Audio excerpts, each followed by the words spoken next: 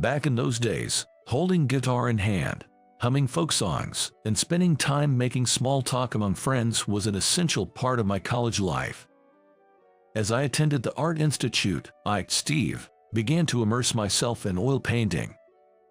At that time, my girlfriend Catherine wore floral blouses and bell-bottom jeans with flair, making her a truly stylish woman.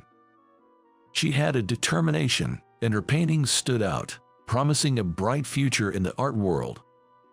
As for me, well, I wasn't exactly top of the class. I was an average student and often teased by peers, saying we were like chalk and cheese. Yet, Catherine would always defend me, saying, "Steve is who I have chosen, no matter what anyone says." Whenever she said that, I felt a mix of embarrassment and happiness. Plus, Steve has a charm that only I know. Oh, what kind of charm is that? The mole on your ear maybe. What? Seriously. It's sexy, you know. I loved it when she joked like that. By junior year, everyone was busy with job hunting. Catherine, however, was vigorously promoting her paintings, determined to make a living as an artist. I've secured a spot for my paintings at a gallery. That's awesome. The owner seems to really like my work. Your paintings are indeed captivating, Catherine. Motivated by her dedication, I also decided to pursue a career in painting rather than settling for a regular job.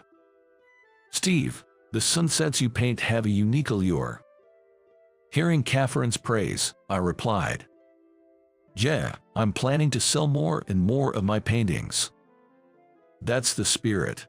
This sunset has such a passionate red hue. The vermilion stands out. Thanks. With her encouragement, my creative drive only grew stronger. I dream of a day when we can host our own exhibition. It doesn't have to be in a grand place, but we'll display our best work, showcasing our emotions and journey at the time. Wouldn't that be wonderful? The thought of such a future with Catherine seemed so bright to me. Our college days passed by in a flash, and after graduation, we lived together for about 3 years before our marriage. We became a couple chasing the same dream. While I worked part-time jobs to make money, the rest of my time was devoted to painting and promoting my work. Catherine, on the other hand, frequently visited art dealers, held regular exhibitions, and started to gain recognition with her artwork selling well. Contrastingly, I was beginning to doubt my own talent. Your paintings, they don't really have commercial appeal. They lack vitality, you know. Hearing comments like these became all too familiar. Another dead end today. How many dealers have I visited this month? Facing the harsh reality of not being able to sell my paintings made me increasingly despondent. Catherine is starting to make a name for herself. Comparing myself to her success led to many gloomy days. Is this really where I'm meant to be? Maybe I'll never be able to sell a painting. Was I ever truly talented at painting to begin with? Even if I continue painting, there might be no future in it for me. With these thoughts, I started considering getting a regular job. And one day, I shared this with her. "Catherine, I'm thinking about getting a job at a regular company." She looked at me with wide eyes for a moment, clearly surprised, then replied nonchalantly, "Why not? That's it," I pressed. "Why should I disagree to a decision you've made, Steve? I assume you've given it a lot of thought. If that's what you want, then I understand." Irritated by her response, I snapped, "You're just looking down on me because you think you're talented, aren't you? You shouldn't be so self-deprecating. I'm just saying I shouldn't interfere with your personal decisions. You're a successful artist, Catherine. You don't understand how I feel. Why? Why do you have to say it like that? It's tough, you know, being with you, always comparing myself. I don't think I can be with you any longer. We don't even have kids. Maybe we should get a divorce while we still can." Catherine, looking down, replied softly, "If that's what you want, Steve, then okay." Her casual acceptance left me stunned. I thought, if we're going to get a divorce, it's best if both parties agree and understand why. The next day, I went to the city hall to pick up the divorce papers, signed them, packed my things, and left our apartment. After leaving Catherine, I rented a place with the little money I had and desperately searched for a job, but reality was harsher than I'd imagined. What did you do after graduating from art school? I worked part-time at restaurants and tried to promote and sell my paintings at art dealerships.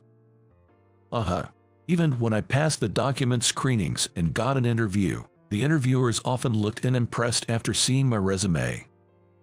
What's their deal? Why invite me for an interview if they're just going to react like that? How many rejections have I had this month? Geez, job hunting is just as tough. Maybe I should just settle for day labor. But just when I thought that, someone from a printing company, who appreciated my background, approached me.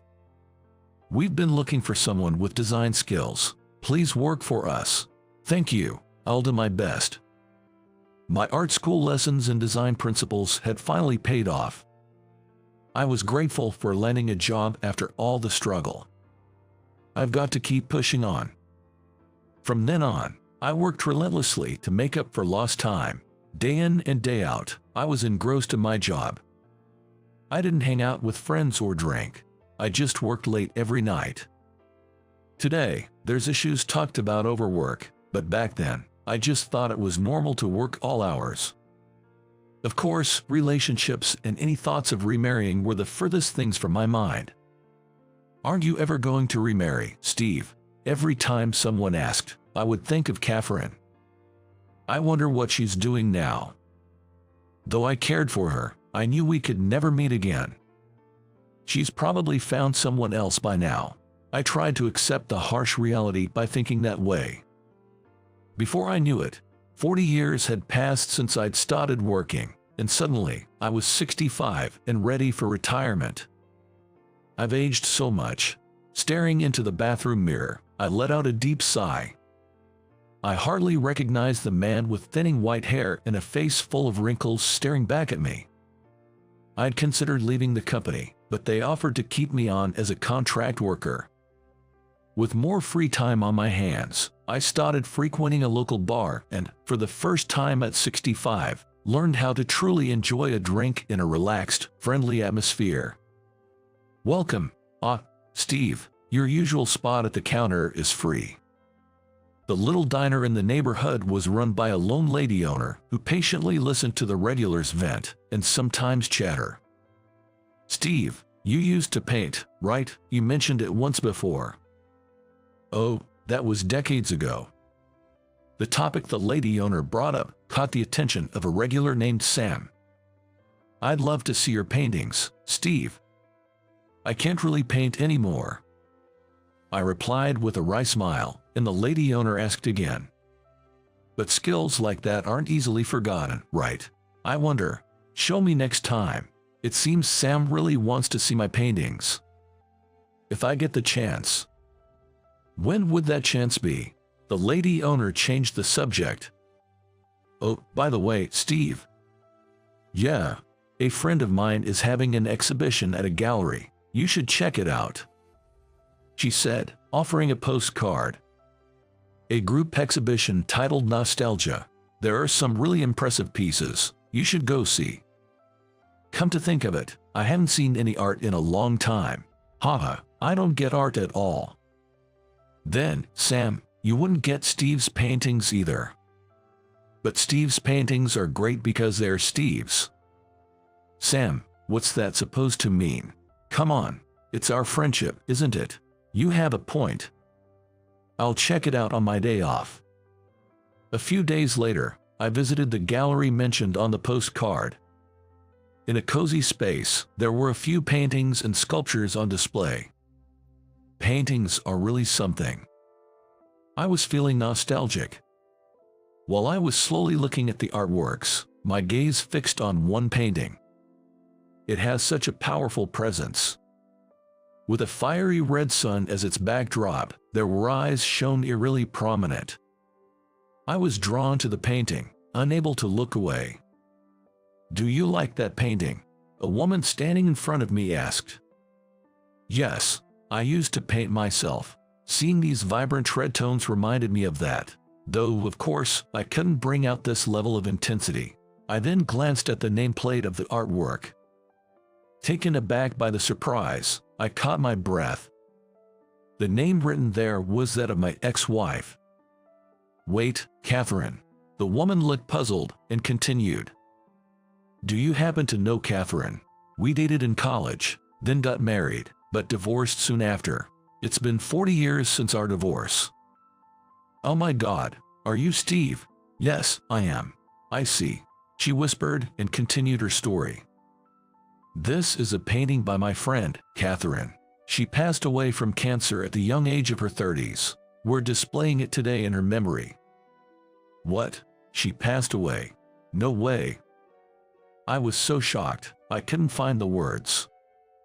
She talked about you until the very end. Catherine did. Catherine always regretted thinking that she might have crushed your talent. What? She was tormented by the thought that the more she pursued her art, the more you felt cornered. That can be. She said she had no choice but to break up with you because she couldn't stand to see you suffer.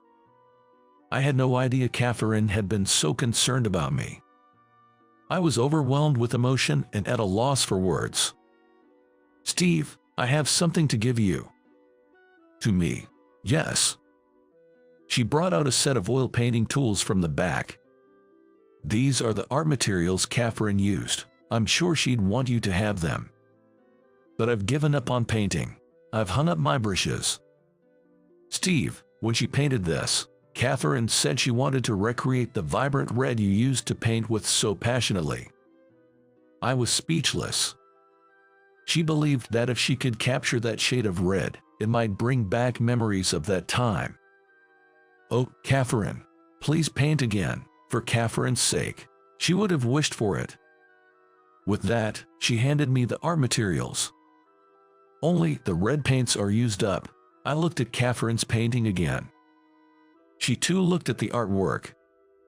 Catherine must have put her heart and soul into the color red. Jer, it's such a powerful red. Holding the vermilion paint, I couldn't hold back my tears. Later, I set up a canvas at home and started sketching, inspired by an old drawing of Catherine. It's been decades since I last painted. My skills are rusty. Looking at the sketch, memories flooded back. If you're going to paint, make it beautiful. She had shyly said that while posing for me. Catherine's face flashed in my mind. I'll paint you as the radiant beauty you are. Wow, Steve, this painting of a woman is so full of energy. It's a masterpiece. Come on, Sam, you always know what to say. From then on, I started painting again, and today I rented a small gallery to showcase the paintings I did for Catherine. At the center of the room was a large canvas with Catherine painted in it, shining passionately against a bright red sunset.